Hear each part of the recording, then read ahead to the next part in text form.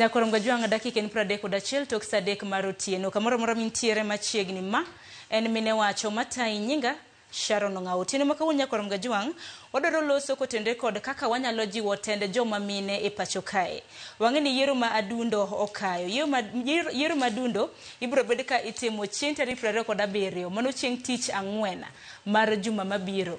To par ni bende yiero maduong' bende okayo, wadong' mana gi matin ne higni 2. To piny Kenya wadhi yiero maduong' mano mar higa mar 2027. Penjo mabende nyalo penjo, bende mine bende oikore ne laro kombe mopogore opogore makamage. Kwang'iyo yiero magwa Nyakorom Gajwang' mago ma adundo mabende ibiro bed ka itime kar chung' od bura mano ma Ugunja kanyakla kod Kasipul. Kasipul nitiere jochung' 10. Tekin jochung' 10 Nyakorom Gajwang' mana achiel kende emen miyo.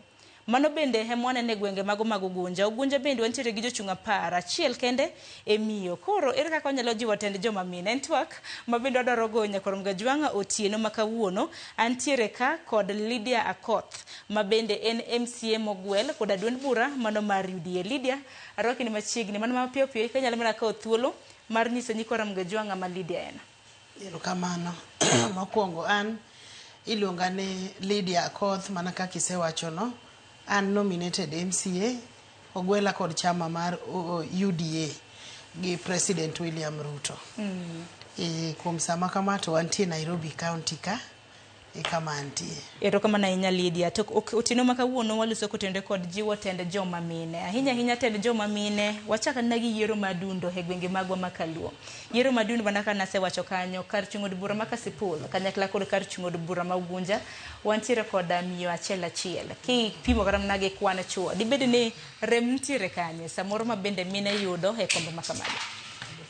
Mokwongo adwa ni imiya dakika achiel kende mondo mi agogodo mos ne moluor mama Ida Odinga kod family mare kod jo Kenya mangima kuom wito baba wa Raila Amolo Odinga. Dahero mondo mi atim mos makende kendo akwayo mama ni mondo gibed kod kwe. Nyasaye mangima ema nyalo miyo gi kwe ma piny ok dimigi. Erokamano. Ka wadonjo e wechewa mag siasa e gwengewa makaluo, waseneno ka tendwa mar joma mine nyocha waneno ka wadhi maber. To nitiere buok kod luoro kuom joma mine. Nikech iyudo ka mang'eny ka sani ka nitie kuonde moko ma ka joma mine ochung'e to giyudo ka joma chuo kende magore e sami laro kombegi. Miyo gi mbi margi mar dwaro chung' dok piny. Emomiyo waneno ka seche moko kuonde moko yo dala kocha joma mine ma dibed gi gombo mar chung' gidok piny. Ni ka koro joma chuo ema gore kaka koro area madala yo Kasipul kocha. Joma chuo gore e wach mar yiero mar kom mar mjumbe. To koro ng'ama mama dongi nyalo timni marach. Mane momi ineno ka mbi mar joma mine chung' dhi laro kombe kuonde mamoko dok piny. Otherwise mine ni kod gombo mar dwaro kombe mag miyiero gie. Kamano. Nikichapara na chiedhi nade machielo mabende samoro neno kitimo yiero makamagi. En yiero mabende duond buche osebedo katimo. Kwaneno kamana kaka ODM bende kano bago yiero margi e gwenge magwa mopogore opogore. Yiero ka itimo bende joma mine wuok oko mano mar laro kombe makamagi gi chuo mamoko mabende laro kombe makamagi. Koso gi ok giwuok oko mani penjo maduong'. Joma mine wuok oko. Kendo mang'eny king'iyo kata mana last election joma mine nyodwa yier mang'eny. Nikech nyocha gise wuok oko ma gibedo gi chir mar dhi dwaro kombe miyiero gie. Koro aneno ka mine to nyodhi maber. Mak mana ni kuonde moko achiel maluoro goyo gie nikech ka koro ng'ama dichwe matong'o nyawadgi nikech laro kom. Koro miyo mbi mar mine dok piny kuonde mamoko. Lakini mine to aneno ka e chung' mar kura maduong' to gichunga giwuok oko. Aneno mana ka by election gi ema aneno ka joma mine ok odwa wuok ahinya. Oka gidwa wuok ahinya. Nikech nyalo bedo ni samoro na giwuok to wang'e ni party bende timo nominations. Ng'eni party kotimo nominations kuom ranyisi kata ni duond bura mar UDA ma bende nitiere samoro ochung' koda nitiere kata kod jochung' 3. samoro achiel kende minyalo yiero. Joma mine bende pod imedo jiw. Kata kamano, kwang'iyo kata mana gwenge magwa ma Kaluo, joma mine ma bende aneno kochung' e kombe mopogore opogore, aneno ka gichung' koda independent. Mano bende dhi laro kom, mano mar kar chung' od bura ma Kasipul, kanyakla kod mano ma Ugunja mantiere county, mano ma Siaya. Samoro Lydia, mana kaka ng'at mamiyo ma bende nitiere paw siasa. Iparo ni gin challenges mage ma bende joma mine osebdo ka kadha. Hinya motelo ne yiero maduong', kata mana motelo ne yiero ma adundo, ma bende ibiro bedo kitimo. Challenges ma joma mine kadhe kapok kata mana yiero romo, gin kaka mage. Ng'eni seche ma joma mine koro dhi e dwaro kombe ma yiero giegi. Challenges ng'eny nikech remember ni in samoro ing'ama miyo tichung' gi chuo kata mana par. To chuogi ing'e kaka gichalo. In ing'ama miyo ibe samoro idwa mana ni pang vijana mondo miyo sapoti. Challenges nitie nikech samoro kijende gigi be ma ng'ato chako opponent mari ochako kawo ong'iewo. Koro yudo ka samoro iduogi dong' kionge gi ngufu maber. Mar ariyo, gima hinyowa wa joma mine, joma chuo biro gi pesa e ground ma samoro in mane in gi plandi moro ni bende idwa chung', to iyudo ka ng'ikruok ni kori kor ka pesa. Koro tami kaka igori gi joma chuo. Mago e challenges ma bende wakale. Nikech kinde ka kinde aneno kaka duond buche ka gidhi nominations, mago mar yiero jal ma bende biro bedo ka fwadho bandera margi. Joma mine kanyakla kod yudhe mago rowere, kanyakla kod jogo mantiere kod ang'ol mopogore opogore. Aneno ka iketo negi ganus, ka wacho ni kuom ranyisi ichulo siling 1,500, mano mar mondo mi ndikri kaka jal madwaro bedo nominated. Joma mine anno king'ado negi nus. Bende paro ni maneno ka ng'winjore koso nek beni kore iwenegi gidhi adhiya kok gichulo. Ma bende duond buche nek beni kawo. Nikech koro iwagore wach pesa. Lakini chuo bende biro bedo mana ka wacho ni gin bende dong bende gikadhe pek. Pesa mar michulo mar ng'ama dwa chung' to kako ketno ok rach. Kaka duond buche okete ok rach. Kech ka ng'ama dichuo chulo 500 to in ichulo 250 ng'ama miyo. Koro itiya matek mondo imbende yud kaka idhi chung' ibi many kaka ipiem kode kacha mondo mi gigo midhi wacho ne jopiny mibiro timo negi omorgi mondo giyieri. En mana ni challenges to nitiere weche mag pesa go. To ka ng'ama miyo dwa chung' maber, ibe nyaka ing'iri maber. Nyaka ibi wuotho kitegno. Eka kori chung' gi yawuoyi maber. To wuotho motegno bende madwaro mar mondo mi alose, nikech ang'eno otieno ma kawuono nitiere thoth joma mine ma bende nenowa, ma bende alap dhogi samoro ndong' ne kombe mopogore opogore. Mano uyocho ni kawawacho kotende kod jiwo tend joma mine, nyalo bedo telo e siasa, telo kata mine apis kacha, telo mopogore opogore. Ang'eno wantiere koda kembe bende mopogore opogore. Akeni joma mine kwaloso kotende kod siasa, kisera mar ombulu, ing'eni mar mondo mi ng'ato ousore gi manifesto ma bende ntiere goda. Kene Lydia nyalo jiwoge gi ang'o manifesto ka giketo, ere ka ginyalo keto yo mochwiny? Mine ka dhi e dwaro kura, to manifesto no muhimu kabisa, nikech mano ema dhi usi e ground. Ema dhi miyo jopiny ng'eyo ni to in midwa chung'ni. Ang'o midwa dhi timo negi ka giyieri. Omiyo mano gima nyaka ng'ato ket kabisa. Kae to koro network mari e ground gi jopiny bende nyaka bed maber. Nikech nitiere kuonde moko minyalo yudo ka ng'ato chung' to opponent ni nigi pesa to kite ok mor jopiny kata timbene. Iyudo ka jopiny wacho ni awan to wadhi miyo ng'ane kata gowi koni to giloki hotel. Iwacho ni ng'ama nigi pesa ni ento en hotel. Kaluwore ni tabia mare kata ka wadhi wayiere wakete ka onge gimodhi timonwa. Koro mago bende nitie. Yes. To karamna kwang'iyo karamna gwenge mago makaluo kalure koda kaka in Lydia kaka MCA Mogwela. Akeni bende neno ka onagi bende warwako tend joma mine. Kwang'iyo karamna counties mopogore opogore ma bende wadakie. Bende neno ka tend joma mine orwaki kaka gisebedo ka gitiyo, to joma mine ma bende nitiere e paw siasa ma bende osebedo ka telo. Bende gitiyo makare. Adwa wacho ni joma mine tend gi ber. Joma miyo tend joma mine neno marach gin joma chuo.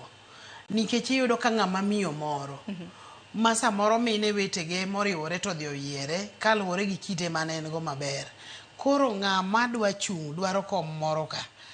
Ema koro dhi tugore to tiyo gi miyo ni e yo ma ok ber, ma ang' miyo koro kit joma mine neno marach, tend mine koro neno marach nikech nitie ng'ama tiyo kode. Kata king'iyo Kaluo maber ok wadwa luongo nyingegi, lakini nenore maber ni nitie joma mine moko manie e position moko mag leadership, to nitie joma chuo madhirogi mamiyo kitwa koro ok nere maber. Koro idhire mondo odhi otim gimoro ma ok ber, ma ok kata mare owuon manodwa notim seche manoyiere. Koro miyo kitwa ok dhi bedo maber. Koro jomoko neno joma mine gi kwakete telo to ok gidhi tiyo kodwa maber, but tend mine to ber.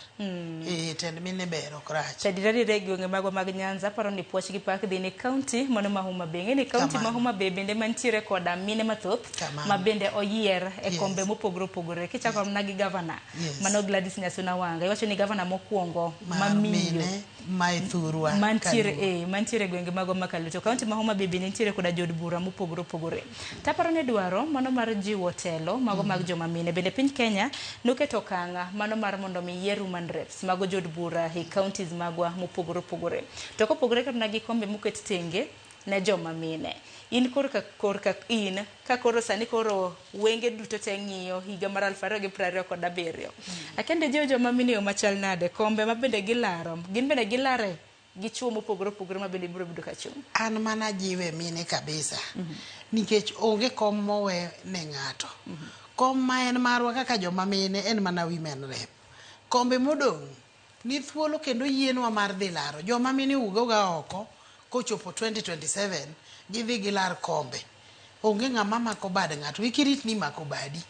Dhi adhiya idhi wuo gi jopiny, usnegi sera mari, nyisgi gimibiro timonegi manyalo loko ngimagi mondo gihieri. Joma mine odhi olar kombe.